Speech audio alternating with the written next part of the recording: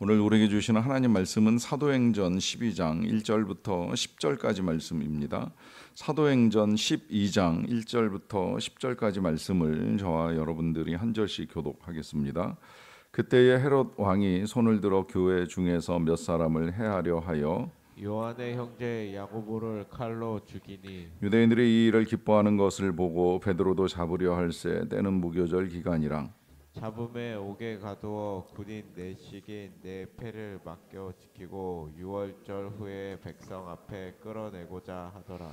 이에 베드로는 옥에 갇혔고 교회는 그를 위하여 간절히 하나님께 기도하더라. 헤롯이 잡아내려고 하는 그 전날 밤에 베드로가 두 군인 틈에서 두 쇠사슬에 매어 누워 자는데 파수꾼들이 문 앞 밖에서 옥을 지키더니 호련히 주의 사자가 나타나매 옥중의 광채가 빛나며 또 베드로의 옆구리를 쳐 깨워 이르되 급히 일어나라 하니 새 사슬이 그 손에서 벗어지더라. 천사가 이르되 띠를 띠고 신을 신으라 하거늘 베드로가 그대로 하니 천사가 또 이르되 겉옷을 입고 따라오라 한대 베드로가 나와서 따라갈새 천사가 하는 것이 생시인 줄을 알지 못하고 환상을 보는가 하니라. 이에 첫째와 둘째 파수를 지나 시내로 통한 쇠 문에 이르니 문이 저절로 열리는지라 나와서 한 거리를 지나매 천사가 곧 떠나더라. 아멘.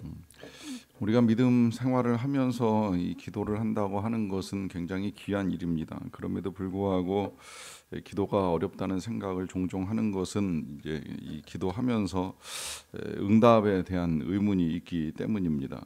어떤 경우에 응답이 나타나면서 기도 가운데 역사하시는 하나님을 경험하는 귀한 시간을 갖기도 하지만 또 때로는 기도 가운데 응답이 없을 때에는 왜 응답이 더딘가라고 하는 이제 의문을 갖게 되죠. 여기에서 이제 많이 갖게 되는 생각 중에 하나가 기도가 부족한가, 분량을 채워야 되는가 하는 이제 의문을 가지실 수 있고요.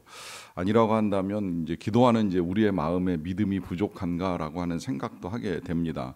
생각을 하는 이유는 예수님께서 하신 말씀 때문입니다. 너희에게 겨자씨만한 믿음이 있으면 이 산을 옮겨 저쪽으로 옮겨지게 할 수도 있다라고 하는 말씀을 하셨는데 산은커녕 뭐 작은 언덕 하나도 우리의 마음대로 옮기지 못하는 우리에게 진짜 어떤 믿음이 있는가? 저는 어렸을 때 우리에게 겨자씨만한 믿음도 없는 것인가라고 하는 이제 의문을 가졌던 적도 있어요. 물론 산을 옮기는 문제는 이제 이것이 꼭 하루아침에 이루어지지는 않는다 할지라도 시간이 흐르면서 그야말로 한 삽 두 삽 이렇게 떠서 나르다 보면 이제 산이 옮겨질 수도 있다라고 하는 걸 뒤늦게 깨닫기는 했습니다만은 그리할지라도 정말 우리의 기도에 응답하시는 하나님의 역사는 어떤 믿음을 통해서 나타나는가라고 했을 때에 오히려 믿음 없는 기도 가운데도 하나님이 일하신다는 사실을 이제 보는 것이 우리에게 큰 은혜가 된다라고 하는 생각을 하게 됩니다. 그런 생각을 하게 해주는 이제 내용이라고 할 수가 있겠는데요. 어제까지 들은 말씀 속에서 이 교회는 이제 소통과 또 환대 속에서 부흥을 경험하고 있는 상황이었습니다. 다시 읽어봐도 참 은혜롭다라고 하는 생각이 드는 거는 주의 손이 그들과 함께 계신다는 표현도 있고요. 또 수많은 사람들이 믿고 돌아오더라라고 하는 말씀도 있고요.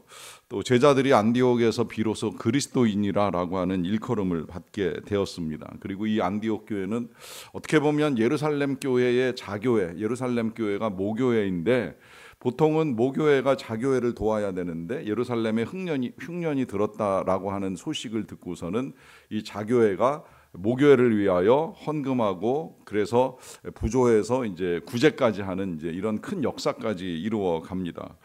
굉장히 이제 풍성한 은혜의 소식이에요. 교회가 이렇게 성장할 수 있으면 처음엔 누군가의 도움을 받아서 세워졌지만 그 세워진 교회가 이제는 누군가를 도울 수 있는 역량까지 이루어 간다라고 하면 정말 선하고 감사한 소식이 아닐 수가 없는데요.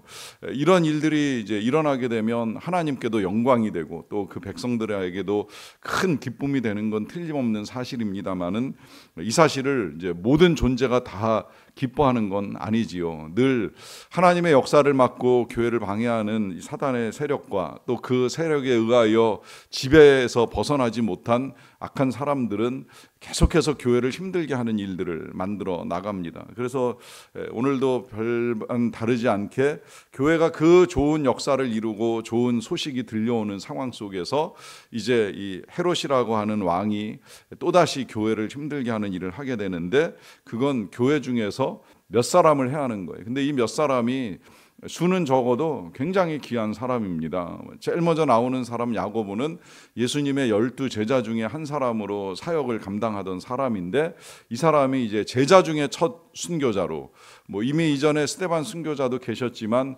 제자 중에는 이제 첫 순교자로 이름을 올리게 되고요. 이 사건이 있고 난 다음에 이제 칼을 거두지 않고 베드로까지 처형을 하겠다고, 예수님의 수제자이고 교회 안에서 가장 귀한 역할을 하시는 분까지 이제는 해야겠다라고 하는 결심을 합니다. 하는 이유는 이렇게 하는 거를 이제 유대인들이 좋아하기 때문인데요. 이게 이제 정치가 국민과 야합을 하면서 악한 일을 저지르는 일이라고 볼 수가 있습니다. 자신의 인기를 얻고 또 이 교회를 해하기 위해서는 어떤 악한 일도 주저하지 않고 행하는 모습은 초대교회에도 있었다라고 하는 사실을 이제 우리가 보게 되고요. 그러다 보니까 이제 베드로를 잡아들여서 이제 죽이고자 하는 일까지 도모를 하게 되는데, 이 기간이 무교절 기간이에요. 무교절은 아시는 대로 유대 명절 가운데 3대 명절 중에 하나로 한 일주일 정도를 지키는 날이잖아요. 그래서 예수님이 붙잡혔을 때에도 이 시기여 가지고 이제 이 유월절이 다가오기 전에 빨리 처형을 서두르다 보니까 예수님이 붙잡힌 날 재판도 받고 처형도 당하고 그날 이제 이 세상을 떠나시고 무덤에 들어가기까지 이제 진행이 되었는데, 이 베드로가 잡힌 시기도 비슷한 시기이다 보니까 당장 처형을 못하고 이제 유대 명절이 지나가고 난 다음에 이 일을 처리하겠다라고 생각하고 베드로를 옥에 가두게 됩니다.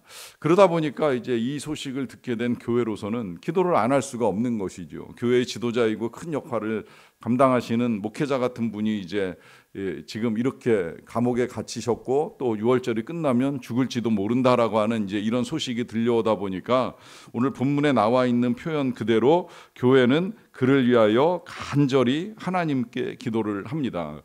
정말 그랬을 것이라고 생각이 들어요. 교회가 이런 사건 앞에서 그냥 대충 기도하고 하나님께서 알아서 하시겠지라고 말할 수는 없는 거 아니겠습니까? 누구보다도 또 그 어느 때보다도 간절하게 교회는 기도했을 것이다라고 하는 생각이 드는데요.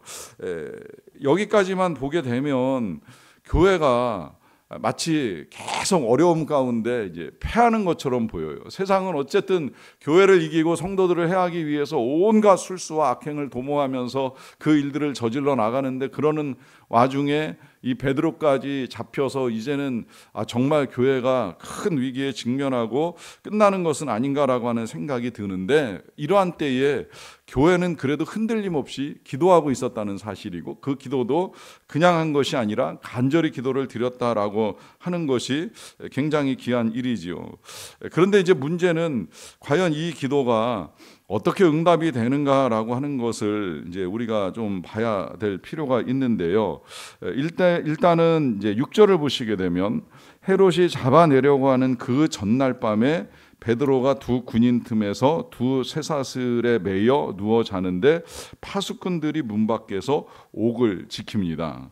자, 일단은 헤롯이 잡아내려고 하는 그 전날 밤이라고 하면 아마 이제 무교절 밤, 6월절 밤이 아닐까 하는 생각이 드는 거예요. 그러니까 6월절이 지나가고 나면 그 다음 날 이제 바로 처형 작업을 할 거라고 이제 예상이 되는 그 전날 밤입니다. 이날을 우리가 주목해야 되는 건 이날까지 아무런 변화도 아무런 응답도 보이지 않았다는 사실이에요. 그러니까 이때까지 베드로도 그렇고 교회도 그렇고 얼마나 힘든 시간을 보냈을까라고 하는 생각을 일단 하게 되고요. 그러나 이날까지 교회는 기도를 멈추지 아니하였다라고 하는 것도 분명하고요. 그러는 와중에 또 하나 주목해야 될 것은 지금 베드로가 이제 처한 상황인데, 이 상황이 좀처럼 벗어나기가 쉽지 않은 것 같아요. 왜냐하면 몸은 쇠사슬에 매여 있고요. 양쪽에서 군인들이 지키면서 같이 잠을 자고 있고요. 그리고 그 잠자는 옥의 바깥에는 파수꾼들이 지키고 있는데 그것도 한 겹으로 지키는 것이 아니라 본문상에서 보면 이중으로 이제 문이 열려야 되는 상황이기 때문에 안에서도 지키고 바깥에서도 지키고 도저히 뭐 탈출을 할래야 탈출을 할 수 없는 상황, 벗어날래야 벗어날 수 없는 이 여건 속에서 지금 베드로가 놓여 있습니다. 그런데 우리가 생각하는 것만큼 베드로는 불안해서 잠을 못 이루는 그런 상황은 아닌 것 같아요. 보면 이제 하나님의 응답의 역사가 나타나면서 천사가 베드로를 깨우는데 얼마나 못 일어날 정도로 곤히 잠들었는지 천사가 옆구리를 쳐서 깨울 정도로 베드로는 생각보다 평안했다는 거예요. 평안할 수 있는 이유는 뭐 이제나 저제나 다 하나님께서 하시겠지라고 하는 마음, 뭐 여기서 만약에 더 이상 벗어날 수 없다라고 하면 하나님이 데려가시는 것이고 순교할 수 있다는 영광을 생각했을 수도 있을 것이고, 그리고 교회는 하나님이 다스려 가신다라고 하는 것을 분명히 믿는 것이죠. 왜냐하면 이전에도 스데반 집사님이 세상을 떠나셨을 때 그 일로 말미암아 예루살렘 교회가 흩어지고 사마리아까지 이주하는 불행을 겪기는 했지만 그러나 불행으로 끝나지 않았잖아요. 사마리아에 오히려 교회가 세워지고 큰 성령의 역사가 나타나면서 그 성에 큰 기쁨이 있었다라고 하는 기록이 남아있는 것처럼 때때로 순교는 가슴 아프고 마음 상하는 일이 될 수 있을지 모르겠지만 그것을 통하여서도 이루어 가시는 하나님의 역사가 있다라고 하는 걸 베드로도 너무 잘 알고 있는 거예요. 그러다 보니까 이 베드로도 이런 상황 속에서 곤히 잠들어서 천사가 그를 깨웁니다. 그리고 이제 이 역사가 나타나는데 그냥 깨우는 정도로 끝나는 것이 아니라 그 손에 묶여 있었던 쇠사슬이 벗겨져요. 이제 여기서 이제 우리가 조금 구분해서 들여다볼 필요가 있는 것은 사람이 할 수 있는 건 사람이 하게 내버려 두시고 사람이 할 수 없는 건 하나님이 하신다는 거예요. 그래서 쇠사슬이 끊어지는 건 천사가 하지만 옷을 입는 거, 띠를 띠는 거, 일어나는 거, 이거는 이제 베드로에게 천사가 계속 명령을 해요. 그리고 이제 옥문은 베드로가 열 수가 없으니까 천사가 옥문을 두 개를 이제 연속해서 열어주면서 나갈 수 있는 길을 열어줍니다. 너무 신비하고 놀랍다 보니까 이 사실을 베드로도 믿지 못하는 거예요. 그래서 내가 환상을 보고 있나라고 하는 착각을 할 정도로 베드로 자신도 자신의 삶에 일어난 하나님의 역사와 응답을 믿지 못하는 상태에 있었다라고 하는 것을 이제 보게 되고요. 그러고 나서 이제 이 감옥을 벗어난 베드로가 제일 먼저 찾아간 곳은 자신을 피하기 위한 곳이 아니라 여전히 기도하는 사람들이 모여있는 마가 요한의 집으로 찾아가게 됩니다.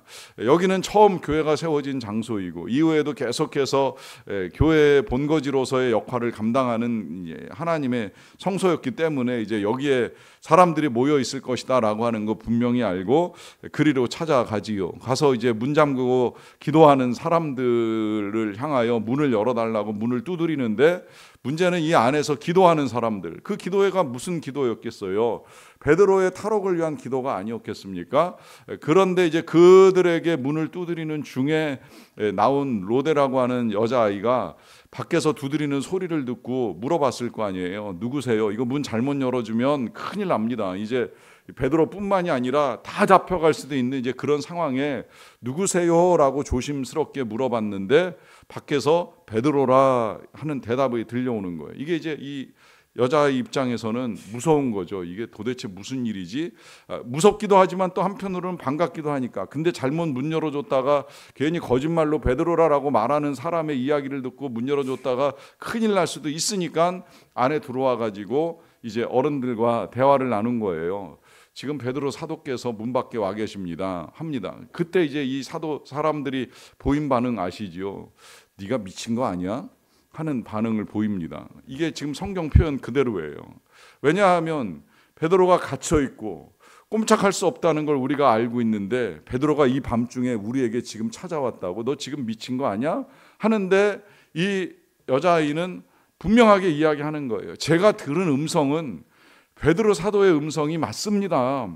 제가 미친 게 아닙니다라고 하는데 그렇게까지 설명을 하는데도 사람들은 아니야 그러면 베드로를 위한 천사가 와서 대신 문을 두드리고 있는 거야 라고 하는 말을 해요. 그만큼 자신들이 기도했음에도 불구하고 그 기도대로 하나님의 역사가 나타나서 베드로가 여기까지 왔다는 사실을 이 사람들이 못 믿는 거예요. 이게 그러니 우리가 기도를 믿는다라고 하는 것이 얼마나 어려운 일인가라고 하는 생각을 다시 한번 해보는 거예요.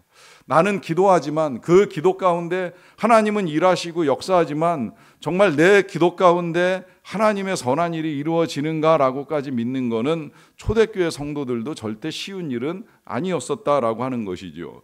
이러면서 이제 시간이 지체되다 보니까 밖에 있는 베드로가 다급해가지고 계속해서 문을 두드리는 바람에 이제 사람들이 문을 열고 베드로를 맞이하고 만나게 됩니다. 그러면서 이제 이후의 이야기는 이 베드로가 그간에 있었던 이야기를 다 전해주고 나서 여기 머무르다가는 자신과 함께 많은 사람들이 피해를 볼 수 있다는 생각을 하고 일단은 이제 이곳을 떠나게 되는데요. 이런 사건을 통하여서 하나님이 우리에게 말씀해 주시는 것이 너무나도 분명하지요. 그것은 교회는 패하지 않는다는 거예요.